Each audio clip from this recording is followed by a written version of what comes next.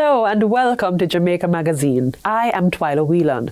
I hope you've been staying as safe as you can, and as we keep your company today, we provide a few tips to help you navigate the process. Plus, what to expect in the remaining 5 months of the hurricane season. An emergency shelter is provided by the government as a safe alternative and last resort for those negatively affected by disasters. Here are things to consider before going to a shelter. Is it safe to stay at home? If the answer is yes, remain indoors until you receive the all clear from the recognized authorities such as the ODPEM and the Meteorological Service of Jamaica, and it is safe to go outside. If your location is not safe and you can temporarily shelter with friends or family who live in a safe location, ask. And if yes, relocate. But if you may get hurt at home and there are no friends or family you can securely stay with, then seek refuge at the closest emergency shelter. Remember to take food, water, and other essential supplies for at least 3 days. During a disaster, we want all Jamaicans to be safe. Have a plan. Keep up to date with the latest information so you can make the best decision for your safety.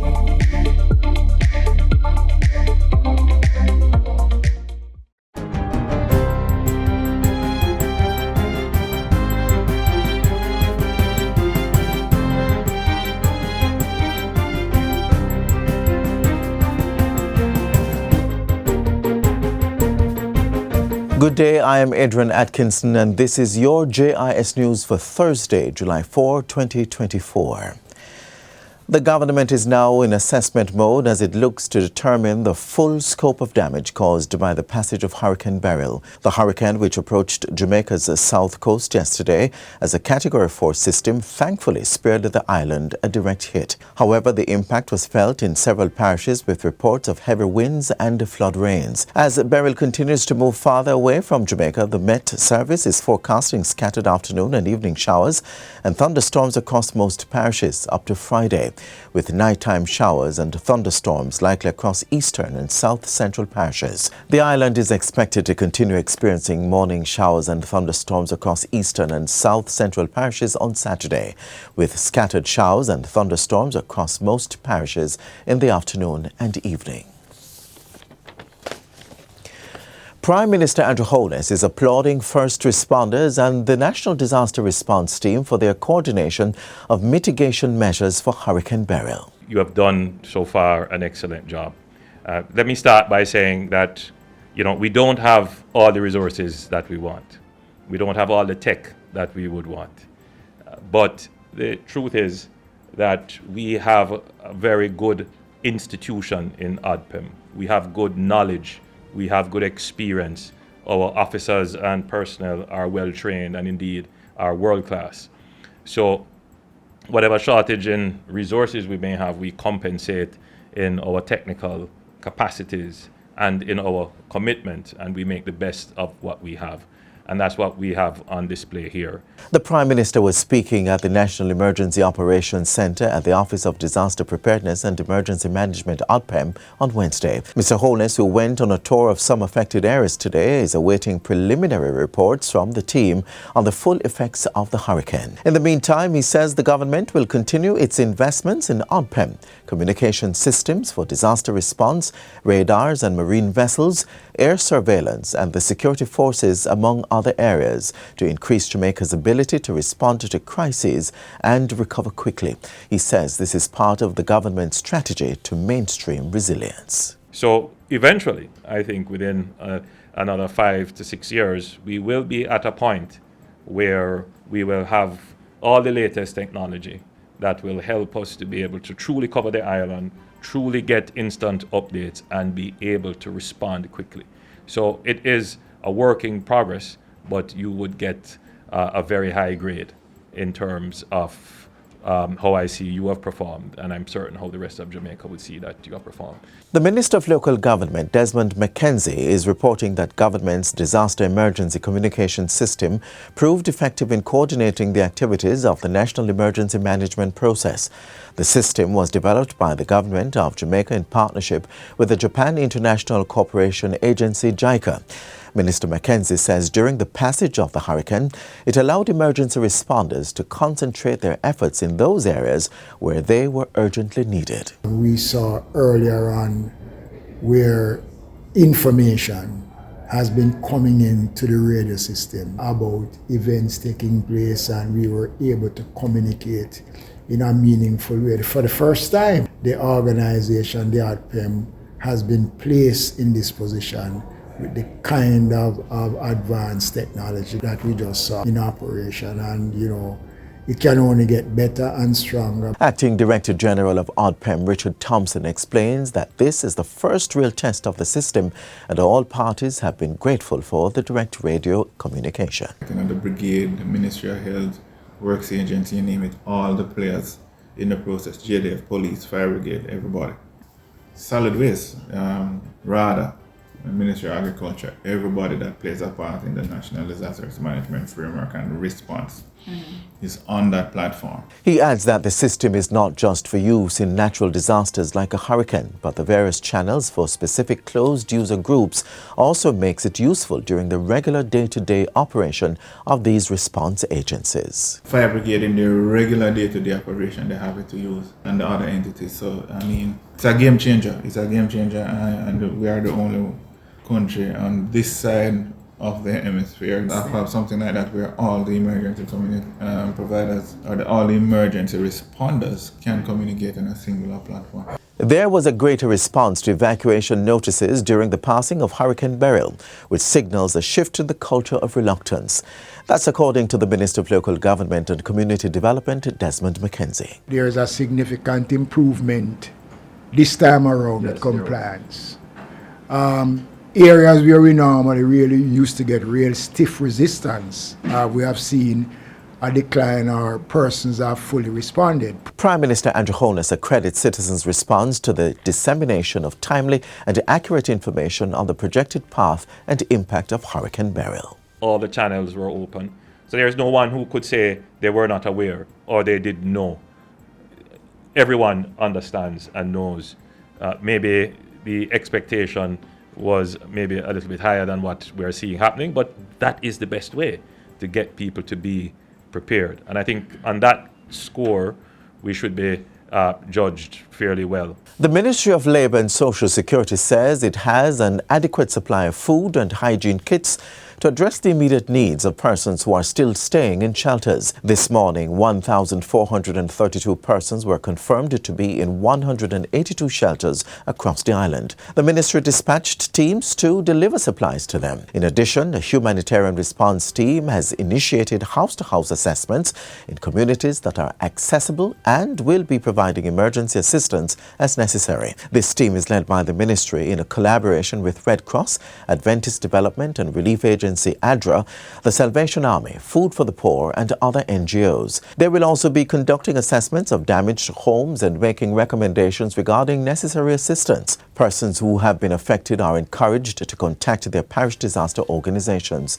The Ministry of Labour and Social Security's parish offices are open to handle matters related to disaster response and other emergencies. The Jamaica Public Service Company is in the process of conducting damage assessment and power restoration following the passage of Hurricane Beryl, which wreaked havoc on the island's electricity network over the past 24 hours. About 65% of the company's customers were left without electricity as a result of damage to the electrical infrastructure. Director of Corporate Communications of JPS, Winsome Callum, says that while the company will start restoring customers as quickly as possible, it was too soon to say how long it will would take to get power back to everyone. Ms. Callum points out that restoration efforts in some areas could be delayed by roadblocks and landslides. But she says the company has been leveraging its smart grid capabilities to facilitate restoration where there is an opportunity to do so remotely and safely. JPS is urging customers with generators and solar panels to ensure that their electricity is not flowing back into the grid, as this could pose serious danger to power line workers and members of the public. The company's restoration plan begins with assessing the damage to the power infrastructure and then carrying out repairs to power plants and main transmission lines. The next step is to restore power to essential service providers such as hospitals, airports, communication systems and water supply facilities. After this, the teams will fix larger power lines serving the largest number of customers and then turn their focus to the smaller power lines serving smaller groups of customers. Operations at the Norman Manley International Airport in Kingston are expected to resume on Friday, while the Sangston International Airport in Montego Bay reopened at 8 a.m. today. According to a report from the Airports Authority of Jamaica, AAJ, sections of the roof of the passenger pier, including areas where jet bridges are attached, sustained damage at the NMIA. This has caused significant debris to scatter across the airport apron. The runway, terminal and all the facilities remain unaffected. Due to the damage, NMIA will remain closed today while authorities implement necessary corrective and interim measures. The airport is scheduled to reopen at 5 a.m. on Friday. Meanwhile, Sangston International Airport has not reported any major damage and continues to operate as normal. The AAJ has also inspected Ian Fleming International Airport in St. Mary, as well as the domestic aerodromes Tinson Pen, Negril and Ken Jones. Minor damage to some structures was found at these facilities, but the runways and terminals are intact and operational. These airports were reopened at 7 a.m. today. And finally, the Ministry of Health is urging persons to be mindful of their activities in the wake of the hurricane, as dangers may lie in the debris and waters accumulated from the system. Persons are advised to wear water boots or closed shoes when going outside and to use gloves when clearing debris or disposing of dirty water. If you get a puncture wound, such as a nail, stick or a cut, and you have not been immunized in the last 10 years, seek medical attention immediately.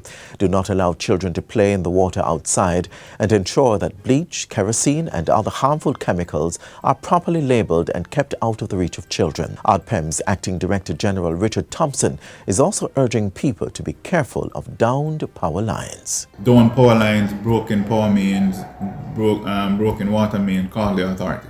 You don't go touching power lines and all those stuff. And that's it for JIS News Today. I'm Adrian Atkinson. Thank you so much for watching.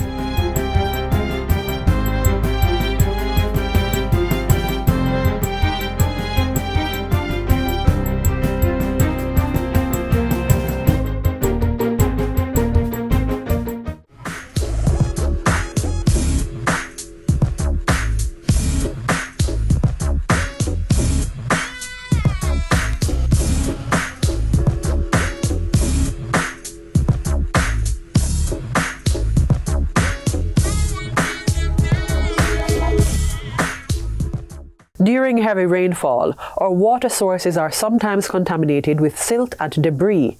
In these instances, people must take measures to purify their drinking water until the piped water is safe to use. Here is a reminder of what to do. So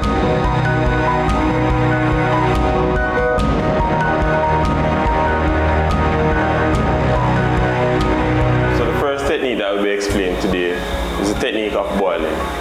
What we advise is for you to obtain clean water, water that you can see through.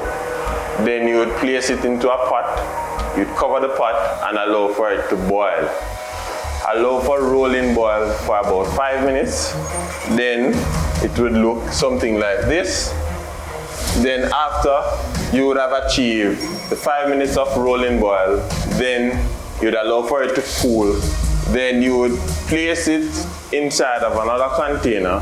Use an airtight container to store your water. If the water is not used within a few weeks, be sure to carry out additional treatment of the water that may include boiling the water once more.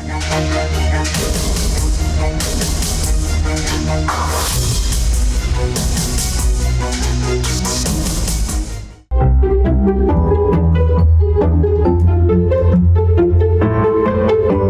happy home is a safe home. Here are some quick tips to keep household chemicals out of the reach of children. Tip 1. Clearly label all chemicals and store them in their original containers to avoid confusion. Tip 2. Use child-proof locks on low cabinets and store all chemicals on high shelves or in locked cabinets. Tip 3. Teach your children about the dangers and importance of safety around these products. Few simple steps can make a big difference. Keep your home safe and keep those little hands out of harm's way.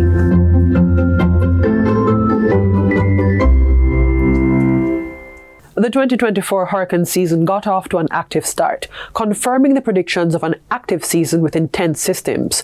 Rohan Brown from the Met Office helps us to understand the impact of these predictions.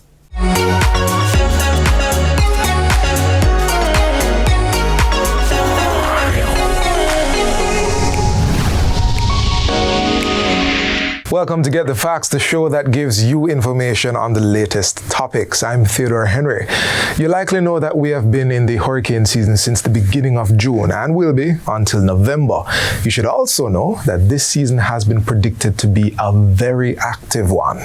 Here to tell us what that means and what we can do to prepare as best as possible is Mr. Rohan Brown, Manager of Weather Services at the Meteorological Service.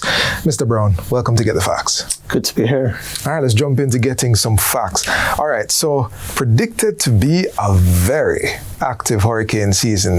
That wording is accurate, you're saying? That is correct.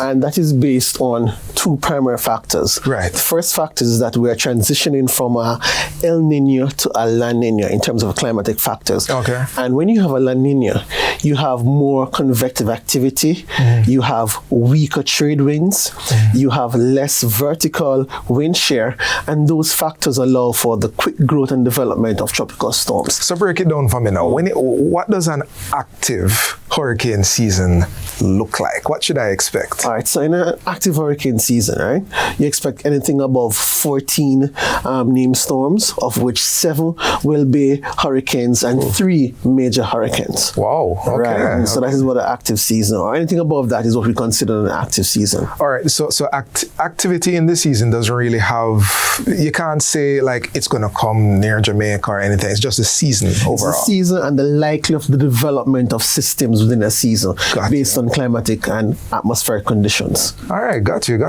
So you've given us the prediction in terms of number. Any prediction in terms of intensity?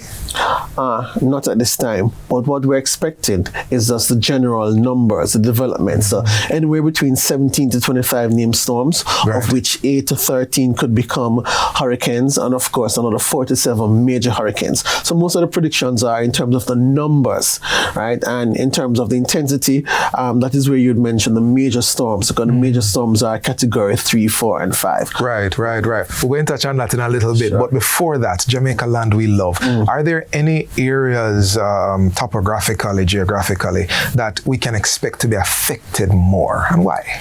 All right. So let's start. We're an island state, so and storms normally have broad spans. So a storm either passing directly over Jamaica or near Jamaica could affect the entire country, right?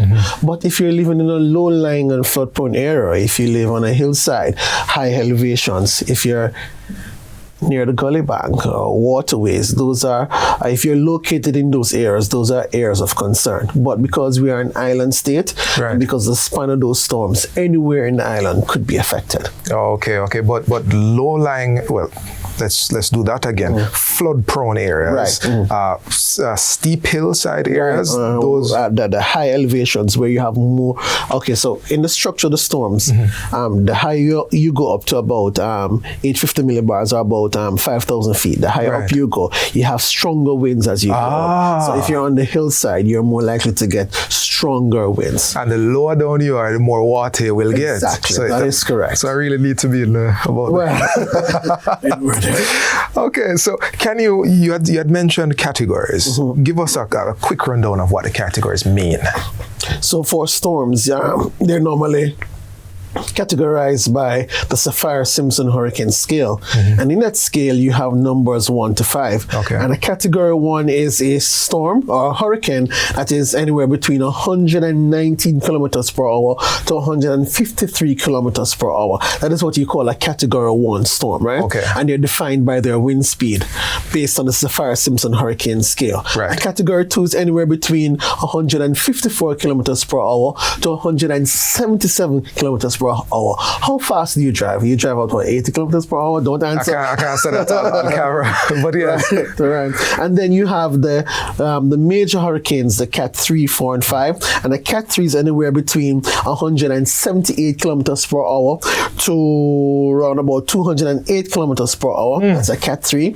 A Cat 4 is anywhere between 209 kilometers to 251 kilometers per hour. And of course, a Cat 5 is anything above 252 kilometers per hour. And that is catastrophic. That is danger beyond compare. Right. I won't even ask if there's anything beyond the Cat 5. No. And scientists agree that for the most part are saying that it doesn't make sense to get a 6, 7, or 8 because a 5 a definition of a 5 is just catastrophic. Have we ever witnessed a 5?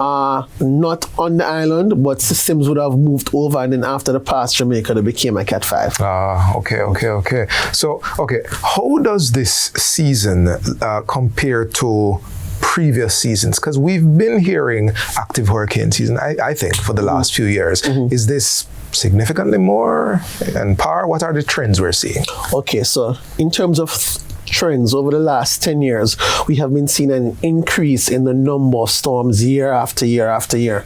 Last year, 2023, was the 4th most active in terms of hurricanes. We had 20 named storms during that period. So there were active storms. The good news and also not so good news was that none of them affected Jamaica. A potential tropical storm did move over Jamaica late November, but we were not affected. But elsewhere, you would have had tropical storms. 20 named storms last year. Wow, so we're not decreasing. No. And the climatic factors like El Nino and the warm sea surface temperatures that are occurring are suggesting that you will be getting more numbers of storms as the years go by.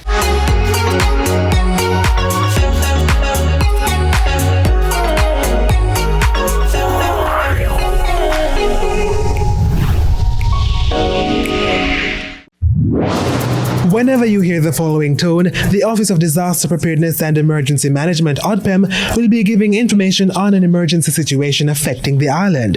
Please be on the alert and listen to your radio and television for further information.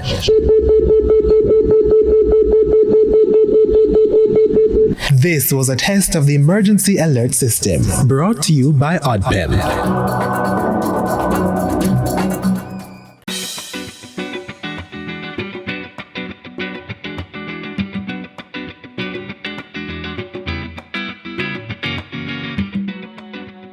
Even though a trough is likely for the island next week, tomorrow will be perfect for beachgoers. So expect bright sunshine and clear skies all day. Yeah, right. Like how yesterday, Una tell me say it's bright and pretty. I wash my clothes and a pure rainfall. I'll know them not dry. And today, we want to hear from you, our viewers. So call us now to get your weather questions answered. Yeah, man, me go now call. And we have a call online now. What is your question? How comes you tell me that today I got bright and pretty and a pure rainfall in my community? It's not as simple as you might think to predict weather with full accuracy. To provide a forecast, we measure and assess current atmospheric conditions over various areas and compare that to previous observations. This allows us to have a general idea of what conditions to expect in a particular area. Rainfall, however, can be difficult to forecast, especially for small areas. From our analyses and observations, we can know that conditions will be ideal for rainfall, and we have a good idea of the general region where rain is likely, but it is sometimes difficult to give that precise location. Oh, so you're saying even though you can't tell me it will rain in my town, you can't necessarily tell me it will rain in my little district? You've got it. Oh, wait, I have another question. But you're not talking about one system where affect the island. Where next week? You think it's so early we need to know about that? When it comes to telling the public about severe weather, the nature of the system determines how soon we start to share that information. For systems like tropical wave or a trough that may produce severe weather, advisories are issued 2 to 3 days before a system is forecasted to affect our area. For tropical cyclones such as hurricanes, advisories are issued once a system is expected to be formed within 48 hours, even if it will not affect Jamaica. You know what else me always want to know? The Met Office and ADPEM, them do the same thing? No. The Met Service is responsible for monitoring the weather conditions over the island and territorial waters and issuing reliable and timely weather services. ADPEM, which stands for the Office of Disaster Preparedness and Emergency Management, is responsible for maintaining a state of national preparedness for all types of disasters. When the system that could cause a disaster is a weather phenomenon, the Met Service monitors the progress to forecast and to determine the extent of the weather conditions. You know, I never know there's so much things the Met Service do, and that weather forecasting is so complicated. Yes, it is. And if you have more questions in the future, please feel free to contact the Met Service.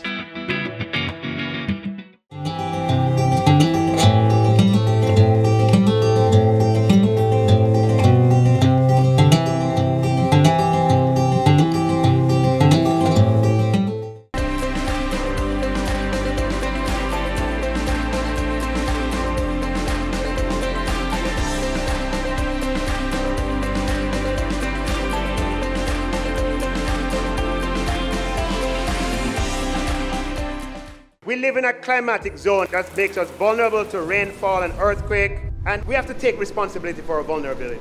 Countries that achieve for their citizens take responsibility for their vulnerabilities. They don't leave themselves exposed or wait for other countries to come to their assistance.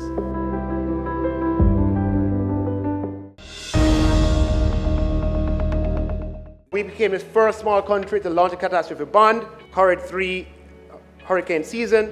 We got support from the World Bank and from the governments of the UK, the US, and Germany, who paid 100% of the premiums for the first 3 years. And we'll always be grateful to them for that. And what we said to them in our pitch, when we went to pitch it to them, was that when it matures, we will, out of our own resources, continue to provide that protection for Jamaica. As night follows day, at some point, it's going to be necessary to have it.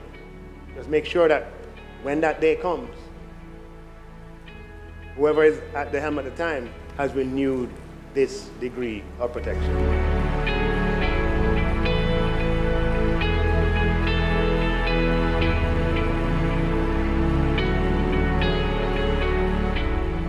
We're also creating a national disaster fund. We've already tabled the legislation in Parliament, and the idea is to capitalize that fund every year until it gets to about $10 billion. We intend to leave a legacy of national wealth, right? Where we have buffers put away for rainy days, like natural disasters and so on. And so in this budget, Madam Speaker, we are putting funds into that national disaster fund.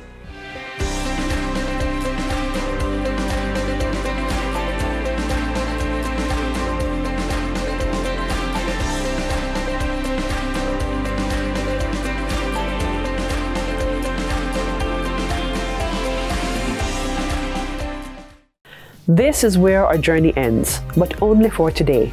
Join us again tomorrow when we bring you another informative program. In the meantime, stay connected via our website, jis.gov.jm. And while you are online, send your feedback to Jamaica Magazine at jis.gov.jm or via X at JIS News. You may also find us on all the major social media platforms and through our mobile app that's Android and iOS compatible. On behalf of the production crew, I am Twyla Whelan. Take care.